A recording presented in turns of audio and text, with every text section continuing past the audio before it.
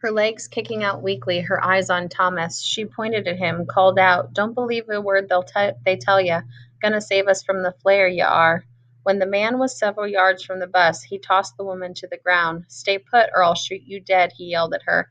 Then he turned to Thomas. "Get on the bus." Thomas, so terrified by the ordeal that his body shook, turned and followed Teresa up the stairs and into the aisle of the bus. Wide eyes watched him as they walked all the way to the back seat and plopped down. They huddled together. Black water washed down the windows outside. The rain drummed on the roof. Heavy thunder shook the skies above them. "What was that?" Teresa said in his mind. Thomas couldn't answer, just shook his head. Thoughts of Chuck flooded him again, replacing the crazy woman, deadening his heart.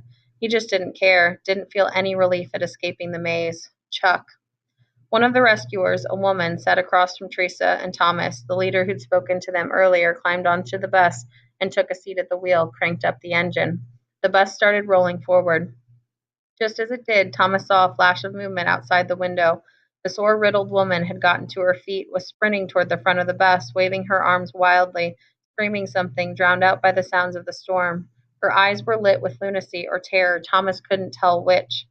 He leaned toward the glass of the window as she disappeared from his view up ahead.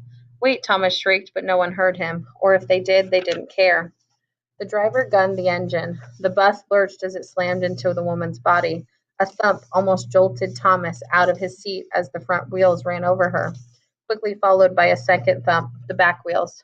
Thomas looked at Teresa, saw the sickened look on her face that surely mirrored his own. Without a word, the driver kept his foot on the gas, and the bus plowed forward, driving off into the rain-swept night.